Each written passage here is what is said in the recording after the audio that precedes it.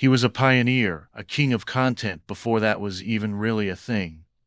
In the wild west of early YouTube, he carved out an empire with a digital knife, becoming a titan of the Call of Duty community. Millions knew his name, his laugh, and his incredible skill. He had it all: fame, fortune, and the adoration of a generation of gamers. But that empire was built on a foundation that would rot from within. This is the story of how Brian Rizzo, the man known as ONLYUSEmeBLADE, conquered a virtual world only to lose a very real, very public battle with alcoholism that torched his career and left a trail of genuine tragedy. To understand how it all went so wrong, we have to go back to the beginning. Back in 2009, YouTube was a frontier. The gold rush for gaming content was just kicking off, and a young man named Brian Rizzo staked his claim with a simple yet brilliant idea. While legions of players fought with guns and explosives in Call of Duty, Blade only used a knife. This self-imposed challenge wasn't just a gimmick. It was a showcase of pure, unadulterated skill that was mesmerizing to watch. His channel, ONLYUSEmeBLADE, blew up. Early videos like "Don't Stab the Host" went viral within the community, cementing his unique brand.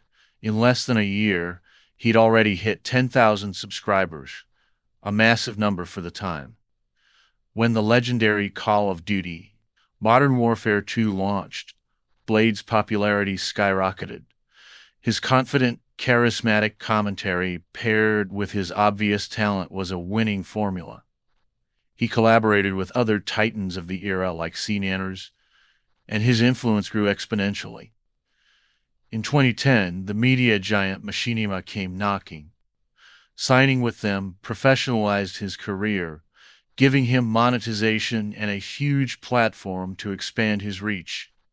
He wasn't just some guy playing video games anymore. He was a professional entertainer, a central figure in the gaming world who attended high-profile events and rubbed shoulders with other future icons of the internet. For a while, Blade seemed untouchable, a perfect example of how creativity and skill could build an online kingdom. He had mastered the game and won the internet. But the world of online entertainment is always changing. By the mid-2010s, the golden age of Call of Duty commentaries was starting to fade. To stay relevant, creators had to evolve. Blade's evolution took him from pre-recorded YouTube videos to the raw, unfiltered world of live streaming on Twitch. It was here that his content began to shift. He moved away from pure gameplay and embraced IRL, or in real life, streaming. And with this shift came a new main character in his broadcasts: alcohol. The drunk streams started as a novelty. Viewers tuned in to see Blade, often joined by his long-term partner Emily, get hammered live for their entertainment. At first, many saw it as edgy and fun, an extension of the laid-back, funny personality he was known for. Donations poured in, often with requests for him to take more shots. He was literally being paid to drink, and the audience rewarded the chaos. But just below the surface of the party, cracks were starting to show. In 2016, the first major controversy hit. During a stream, Blade was caught using racial slurs. He issued an apology, claiming it was a drunken mistake, but the incident left a permanent stain on his reputation. It was a jarring moment that stood in stark contrast to the fun-loving gamer persona he'd built. This was more than just a controversy. It was a dark omen of what was to come. It was the first sign that the character he played on stream and the man behind the camera were merging into something far more volatile. The 2016 incident wasn't an isolated mistake.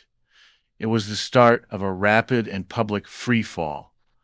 What began as drunk streams for entertainment devolve into a grim spectacle of a man completely unraveling. Alcohol was no longer a prop. It was the director of the show. Blade's behavior grew more and more destructive. He was filmed insulting and groping people while intoxicated. An allegation of sexual misconduct surfaced, and although the accuser later rephrased the most serious part of the claim, the damage to his public image was immense. His antics became more erratic. At one IRL streaming event, he drunkenly smashed another streamer's guitar, a pointless act of aggression that highlighted his loss of control. The consequences weren't just social, they were physical. Blade's health visibly deteriorated. He developed diabetes, and his significant weight gain and noticeable dental problems became topics of discussion and mockery online. Most infamously, he began to suffer from severe ulcers on his legs, a horrific and painful condition that became yet another element of his public downfall. Platforms began to take action. In 2015, Twitch had already permanently banned him after a drunken stream where he engaged in inappropriate behavior for a donation. He simply moved the party over to YouTube, but the spiral only accelerated. The climax of his self-destruction arrived during a New Year's stream heading into 2021. During the broadcast, he went on an extended, unforgivable racist tirade. That was the final nail in the coffin for his main channel. In November 2020, YouTube brought the hammer down, permanently terminating the ONLYUSEmeBLADE channel for severe and repeated violations of its community guidelines. The empire he had built with a knife was gone. With his digital kingdom in ruins, Brian Risso was left in the rubble. He tried to find a new home on other platforms, but the massive audience he once commanded was gone. For a time, it seemed he had withdrawn from the public eye, reportedly moving in to care for his elderly mother while making attempts at sobriety.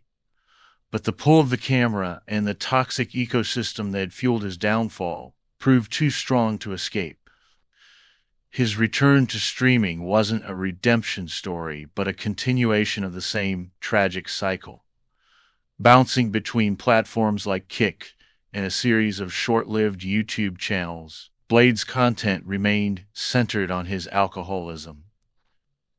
This pattern led to even more bans, including another YouTube channel termination in January 2024, after another racist tirade on a New Year's stream resulted in police being called to his hotel room.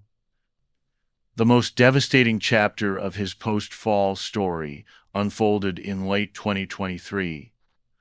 During a house party stream hosted by Blade, a fellow streamer and fan named Willie Two Guns tragically lost his life.